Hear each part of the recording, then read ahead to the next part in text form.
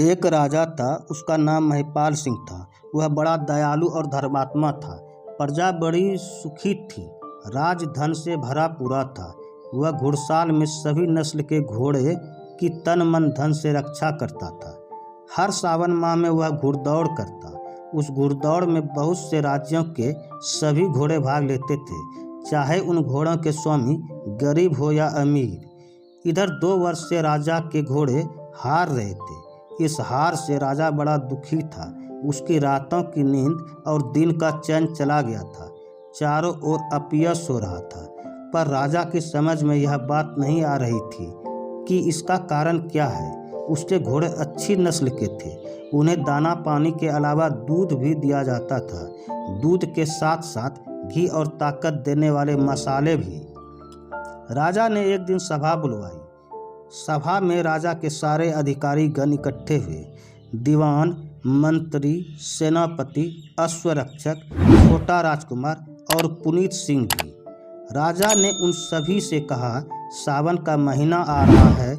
सदा की तरह इस बार भी घुड़दौड़ होगी। मुझे पता चला है कि हमारे घोड़े की ताकत बढ़ने के बजाय दिन प्रतिदिन घट रही है। यह बड़े दुख की बात है। घोड़े की निगरानी करने वाला बोला, महाराज, मैं क्षमा चाहता हूँ। घोड़ों की देखरेख मैं स्वयं करता हूँ। बार बार दाना पानी और दूसरी खुराकें दी जा रही है, फिर भी पता नहीं घोड़ों की ताकत क्यों घट रही है। दीवान ने सुझाव दिया, पशु की देखभाल करने वाले वैद्यराज जी को बुलाकर उनकी जांच कराई जाए, शायद कोई रोग हो। दीवान की बात सबकी समझ में आ गई। वैद्य को बुलाया गया।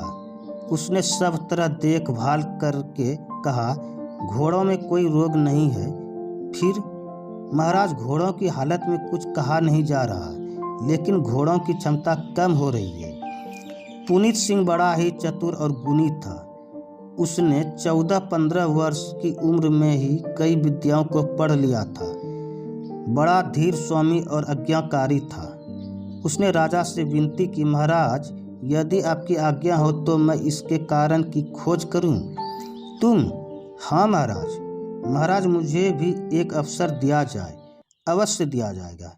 पुनीत ने महाराज के चरण छुए और सभा से विसर्जित हो गया। दूसरे दिन वह अकेले ही घुड़साल में आ गया। उसने घोड़ों को बड़ी चतुराई से देखा। घोड़ों की जानकारी उसे थी ही। देखकर उसने अनुमान लगाया कि ये असली नस्ल के घोड़े हैं। फिर वह उनके निगरानीदारों से मिला। उन्हें बड़े गौर से देखा। उसने पूछा, घुड़साल में कितने घोड़े हैं? 20। कितना खाना दिया जाता है? निगरानीदार ने कहा, 20 सेर दूध और 1 सेर घी। अच्छा कहकर पुनीत थोड़ी देर चुप रहकर बोला, घोड़ों को दूध और घी पहले जैसे चलने दो, जो हुक्म।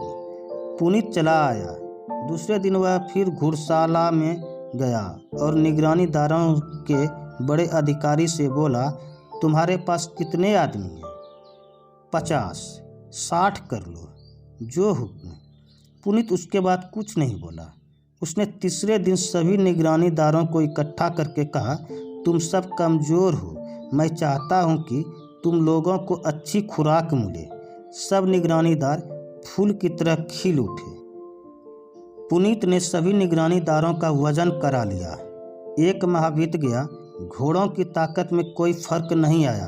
राजा ने पुनीत को बुलाया और पूछा, बोलो, तुम क्या उत्तर देते हो? महाराज, चिंता ना करें, यह समस्या समझो सुलझ गई। राजा बड़ा चकित हुआ।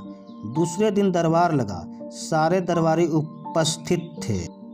राजकुमार ने घुड़शाला में जितने आदमी थे उनका वजन कराया और कहा, इन सभी आदमियों का वजन बढ़ रहा है और घोड़ों का घट रहा है। इसका यही कारण है कि हम लोग जैसे जैसे आदमी बढ़ाते गए, वैसे वैसे दूध में पानी की मात्रा बढ़ती गई। इसलिए घोड़ों का वजन हमेशा की तरह और घटता गया। महाराज, ये सभी लोग बेईमान हैं और दूध में पानी मिलाते हैं और घी को उड़ाते हैं।